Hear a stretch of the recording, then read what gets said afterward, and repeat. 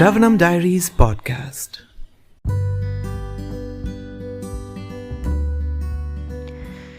Hare Krishna everyone, we are continuing to read the Bhagavad Gita as it is, the book by His Divine Grace Abhay Charanaravinda Bhaktivedanta Swami Srila Prabhupada Jai. So we have stopped at chapter number 10, Opulence of the Absolute. Text number 6.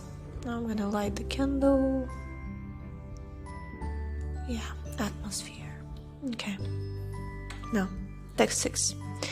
Maharshaya sapta purve chatvaro manavastatha madbhava manasa jata yesham loka ima praja. The 7 great sages, and before them the 4 other great sages, and the Manus, progenitors of mankind, come from me, born from my mind, and all the living beings populating the various planets descend from them. Purport. The Lord is giving a genealogical synopsis of the universal population. Brahma is the original creature born out of the energy of the Supreme Lord, who is known as Hiranyagarbha. And from Brahma, all the 7 sages, and before them 4 other great sages named Sanak, Sananda, Sanatan, and Sanat Kumar. And the 14 Manus are manifested. All these 25 great sages are known as the patriarchs of the living entities all over the universe. There are innumerable universes and innumerable planets within each universe, and each planet is full of population of different varieties. All of them are born of these 25 patriarchs. Brahma underwent penance for 1,000 years of the demigods before he realized, by the grace of Krishna, how to create. Then, from Brahma came Sanak, Sananda, Sanatan, and Sanat Kumar, then Rudra, and then the 7 sages, and in this way all the Brahmanas and Kshatriyas are born out of the energy of the Supreme Personality of Godhead. Brahma is known as Pita Maha, the grandfather, and Krishna is known as Prapita Maha, the father of the grandfather. That is stated in the 11th chapter of the Bhagavad Gita, 11.39.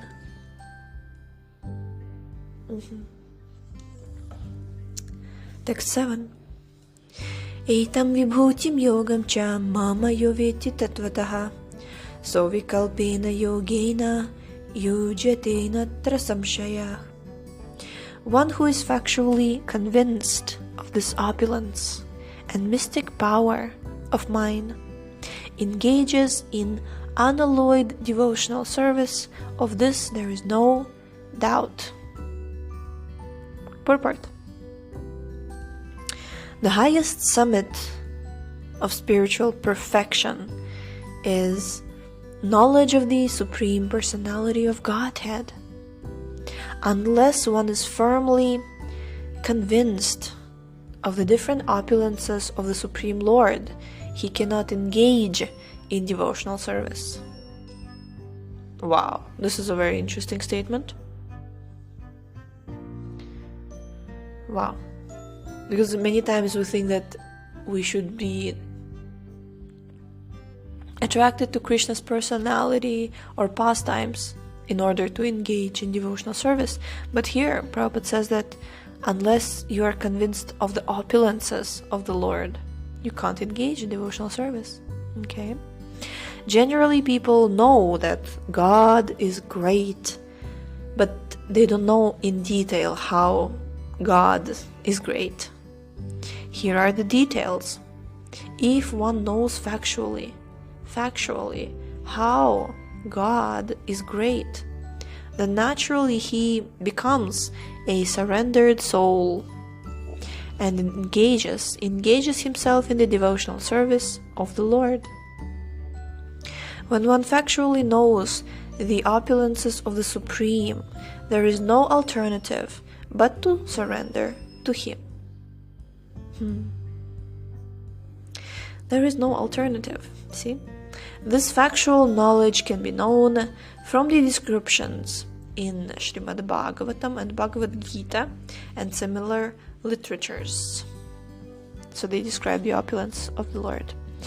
In the administration of this universe, there are many demigods distributed throughout the planetary system, and the chief of them are Brahma, Lord Shiva, and the 4 Kumaras and the other patriarchs. There are many forefathers of the population of the universe, and all of them are born of the Supreme Lord Krishna. The Supreme Personality of Godhead, Krishna, is the original forefather of all forefathers. These are some of the opulences of the Supreme Lord. When one is firmly convinced of them, he accepts Krishna with great faith and without any doubt, and he engages in devotional service. All this particular knowledge is required in order to increase one's interest in the loving devotional service of the Lord. One should not neglect to fully understand how great Krishna is, for by knowing the greatness of Krishna, one will be able to be fixed in sincere devotional service. Wow. Sincere. Let's read this sentence again. One should not neglect to understand fully how great Krishna is, for by knowing the greatness of Krishna, one will be able to be fixed in sincere devotional service. Okay. The episode title shall be, I was thinking the episode title should be either, what was that? Genealogical synopsis of the population of the universe, or summit of spiritual perfection, but no. Title of this episode is Fixed in Sincerity. Yeah. Text 8. Oh, this is important verse. It's one of those verses you have to memorize for Bhakti Shastri. So let's chant all together. Aham sarvasya prabhavo mattah sarvam pravartate iti matva bhajante mam buddha bhava samanvitaha. I am the source of all spiritual and material worlds. Everything emanates from me, the wise, who perfectly know this. Engage in my devotional service and worship me with all their hearts. Purport. A learned scholar who has studied the Vedas, he studied the Vedas perfectly and has information from authorities like Lord Chaitanya, and who knows how to apply these teachings, can understand that Krishna is the origin of everything in both the material and spiritual worlds. Very important, right?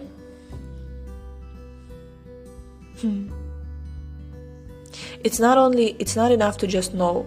It's important to know how to apply also. So he can understand that Krishna is the origin of everything in both the material and spiritual worlds. And because he knows this perfectly, he becomes firmly fixed in devotional service of the Supreme Lord.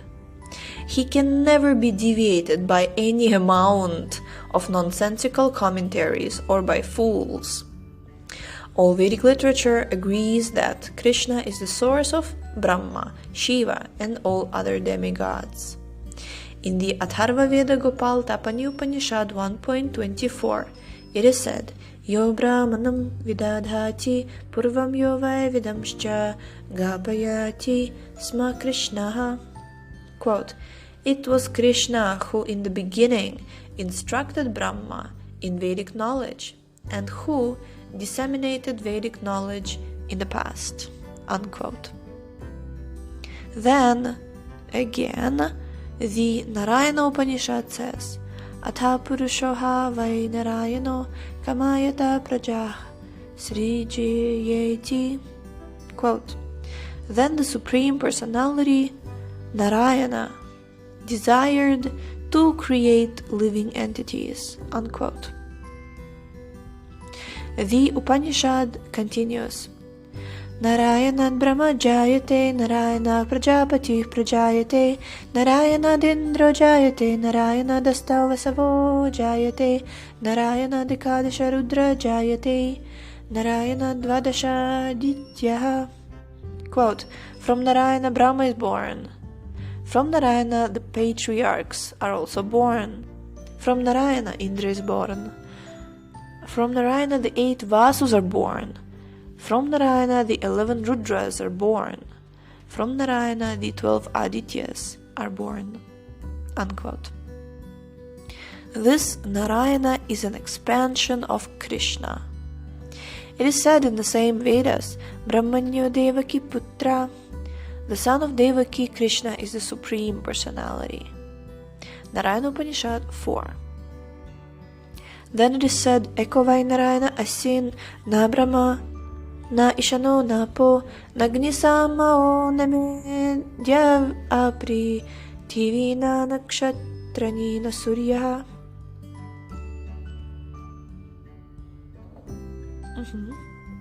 Quote, "In the beginning of creation there was only the Supreme Personality Narayana. There was no Brahma, no Shiva, no water, no fire, no moon, no stars in the sky, and no sun." Unquote. Maha Upanishad 1.1.2. In the Maha Upanishad it is also said that Lord Shiva was born from the forehead of the Supreme Lord. Thus, the Vedas say that it is the Supreme Lord, the creator of Brahma and Shiva, who is to be worshipped. In the Moksha Dharma, Krishna also says, "Prajapatim charudram chapyaham eva sirjami vai tauhimam na vijanito mamaya vimohitau mamamaya vimohitau." The patriarchs, Shiva and others, are created by me. The patriarchs, Shiva and others, are created by me, though they do not know that they are created by me because they are deluded by my illusory energy. Unquote. In the Varaha Purana it is also said, "Narayana paro devas tasmajjatash chaturmukha tasmadrudro bhavadeva sacha sarva gyatam gataha." Narayana is the Supreme Personality of Godhead, and from him Brahma was born, from whom Shiva was born. Unquote. Lord Krishna is the source of all generations, and he is called the most efficient cause of everything. The most efficient cause of everything. He says, right, remember that thing we established before, that Krishna is Sarva Karana Karanam, and we are also a little bit of a Karana. That we can also be, like Prabhupada, he was saying that a living entity can be the cause of a skyscraper, but it cannot be the cause of the material cosmic manifestation. So similarly, in the same mood, it's established here that Krishna is the most efficient cause of everything, source of all generations.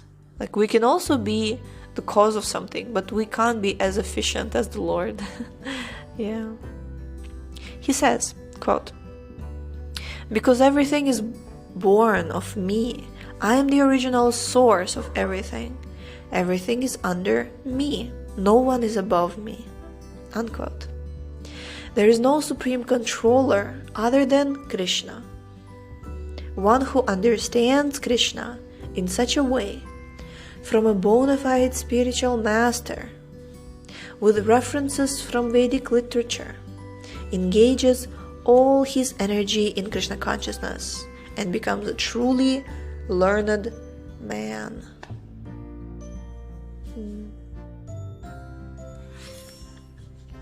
In comparison to him, all others who do not know Krishna properly are but fools. Only a fool would consider Krishna to be an ordinary man.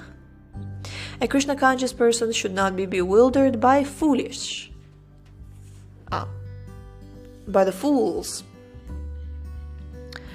He should avoid all unauthorized commentaries and interpretations on Bhagavad Gita and proceed in Krishna consciousness with determination and firmness. Jai. So knowing this, we will be sincere, determined, and firm in devotional service. Jai. Haribol!